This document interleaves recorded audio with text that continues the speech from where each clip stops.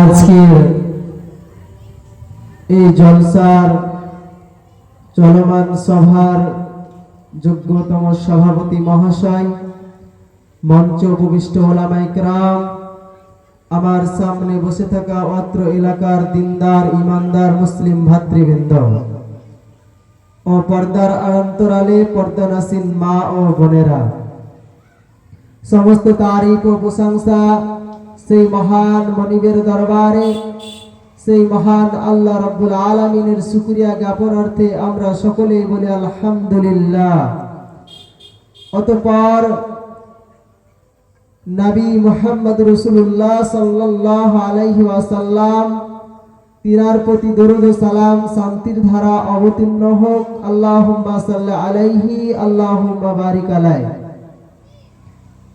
সম্মানীয় সুধী, সূরা তওবার 112 নম্বর আয়াত তেলাওয়াত করেছি। এই আয়াতটিকে সামনে রেখে আমি আমার আলোচ্য বিষয় ইতি করব, যদি মাবুদ তৌফিক দেন। আলাইহি তাওয়াক্কালতু ওয়া ইলাইহি উনীব।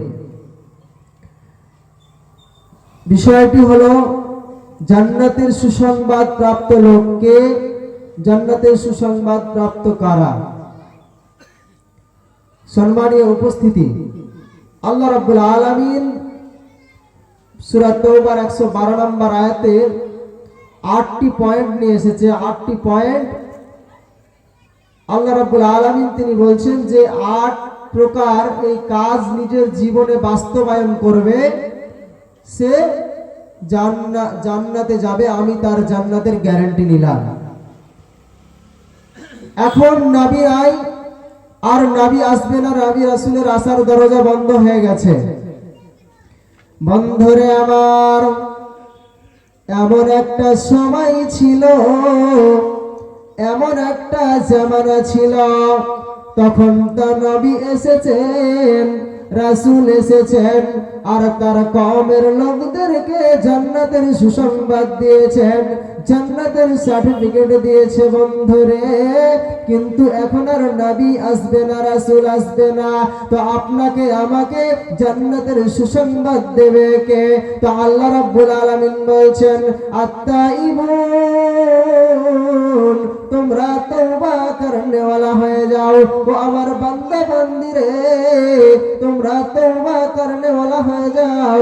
যদি তোমরা তোমার নিজের জীবনের গুনাহগুলোকে আমার কাছে তওবা করে নাও, যদি তোমরা তওবা করে নাও, তওবা করনে ওয়ালা হয়ে যাও, তওবা করনে ওয়ালি হয়ে যাও, আমি আল্লাহ তোমাদেরকে জান্নাতের সুসংবাদ দেব। বান্দা, আল্লাহ বলছেন তোমরা যদি তওবা করনেওয়ালা হয়ে যাও, তওবা করনেওয়ালি হয়ে যাও, তো আমি আল্লাহ তোমাদেরকে জান্নাতের সুসংবাদ দেব।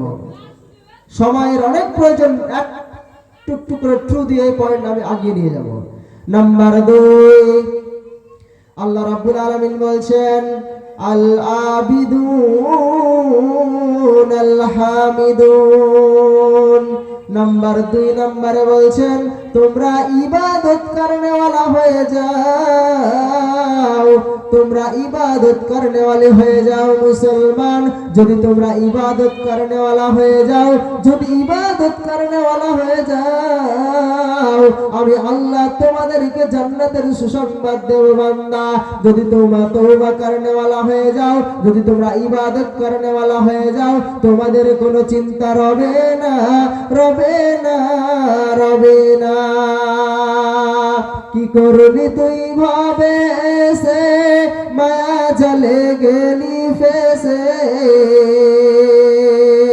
আজরাইল সে ধরবে কষে, কে বাঁচাবে তোর প্রাণ? ওরে মুসলমান, তোরা হারাস না ঈমান, ওরে মুসলমান, তোরা হারাস না ঈমান। বন্ধুরে আমার, আল্লাহ রাব্বুল আলামিন তিনি বলছেন, আত্তাইবুন আল আবিদুন আল বৃদ্ধ, সে আপনার ট্রেনের রেল লাইনে রেলের উপরে মাথা দিয়ে ঘুমিয়ে আছে বন্ধু, ঘুমিয়ে আছে। এই অবস্থায় রাত 12টার সময় ভূমিকম্প আরম্ভ হয়েছে বন্ধু।